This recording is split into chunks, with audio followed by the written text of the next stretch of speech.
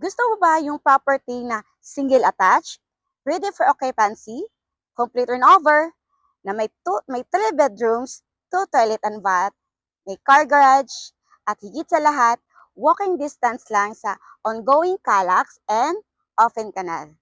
Then, welcome to your future home here in La Nielo Heights.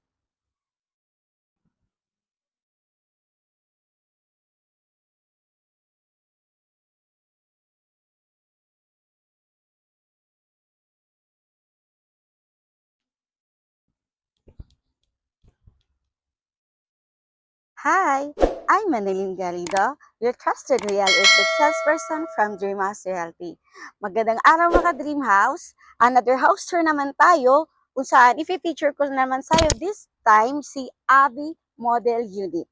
Last week, pinakilala ko sa inyo si Chelsea at saka si Brenda.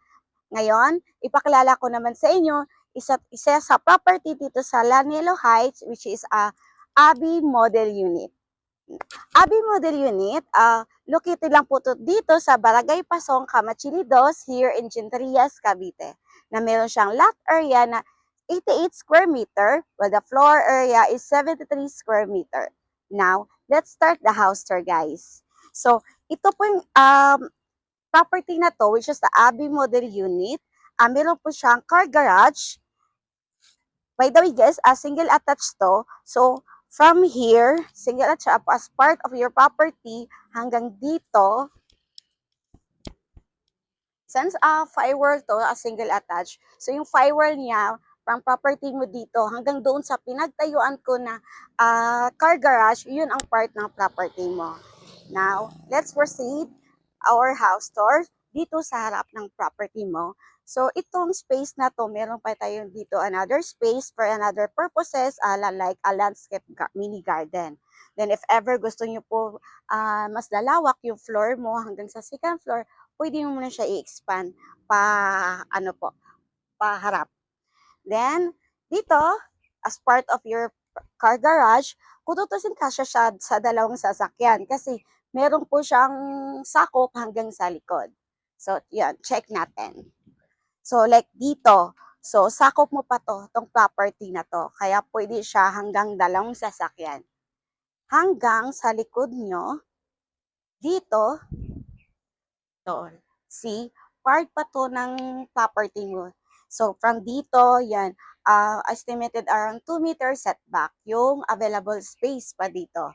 Then, we have, meron tayong access dito sa paloob ng first floor mo. Then, if ever, kung gusto nyo, planning nyo, gawin mo siya as a laundry area or service area, yun, pwedeng-pwede po. Then again, yung property mo dito, dun sa second floor, or even dito sa first floor, pwede mo siya i-move backward to expand or to maximize pa yung space mo. Now, balik tayo sa harap para i-check natin yung another part or the interior design sa loob ng property mo. So, ito yung upon entering or before tayo papasok sa property mo, meron na din naka-ready dito na outlet. Since ito po yung car garage mo, if ever magka-car wash po kayo, naka-ready na po yung outlet. Then, naka-overhang na din po yung second floor natin, nagiging covered dito sa bandang main door ng property mo. So, upon entering, yung main door natin as steel panel type or wood type as a premier quality. Then, yun, before tayo papasok, may makikita kayong mga tables kasi dito kasi ginaganap yung mga reservation as a mini office dito sa site. So, yun, check natin yung sa loob. So, again, this is a complete turnover. Ito, guys. So, ito yung actual turnover of this property as Abby Model Unit here in Lanilo Heights. So, yun. Kung nakikita nyo, may mga tables tayo. So again, this is an actual turnover of Abby Model Unit. So from the floor, naka-tiles na po siya by 60 by 60 ang size. Hanggang kisame, fully painted na din po siya hanggang sa wall natin or pader natin. Then, as you can see, meron din po tayo dito na malaking bintana as a sliding window type So, good for sourcing of natural light and good for ventilation na din po. Then, dito po, ipapakita ko lang po sa iyo yung map natin dito.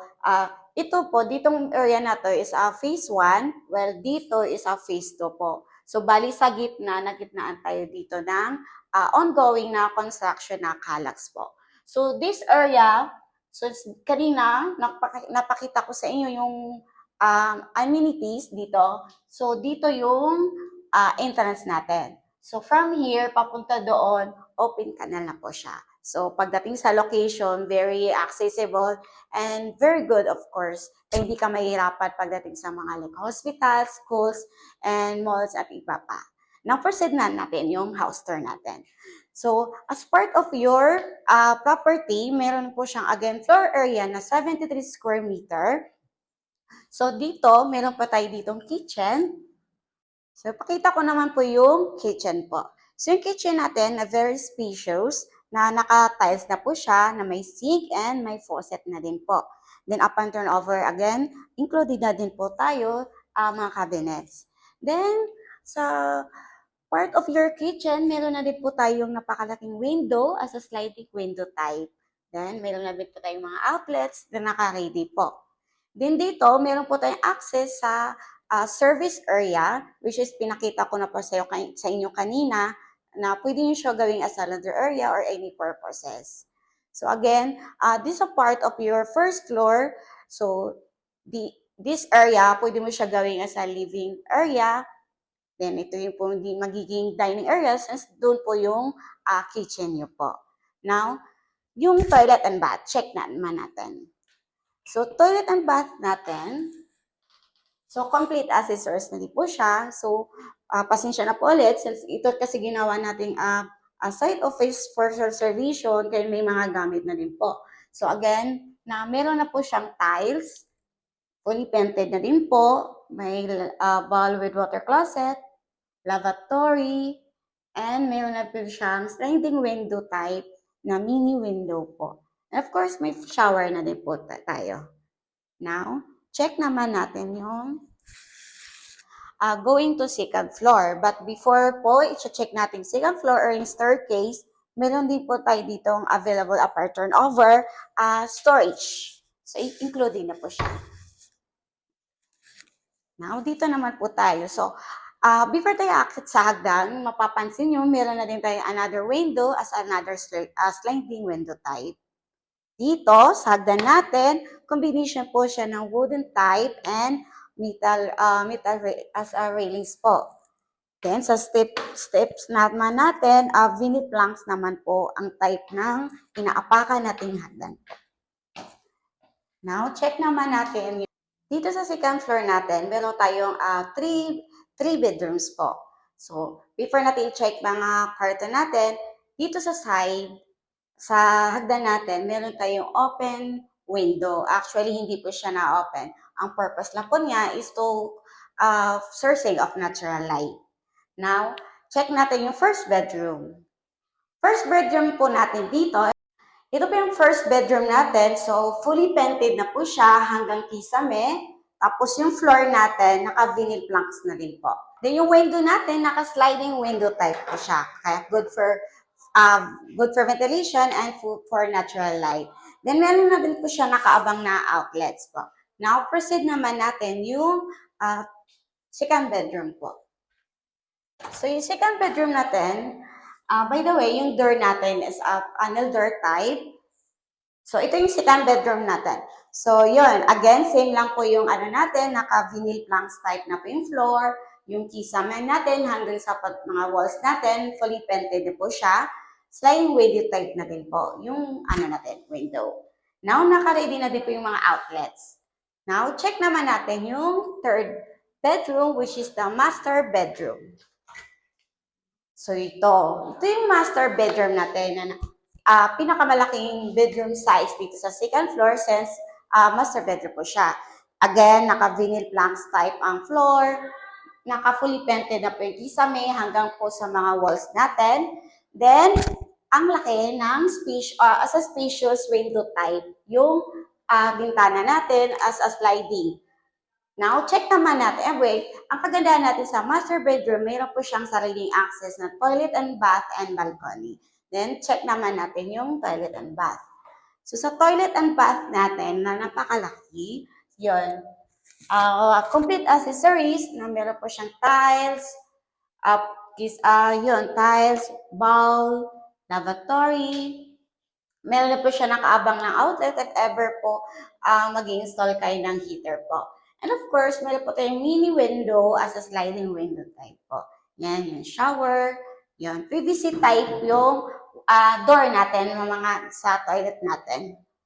Now, check naman natin yung on access ng balcony po natin. So, here, check natin. So, ito yung balcony natin ng Abbey Model Unit.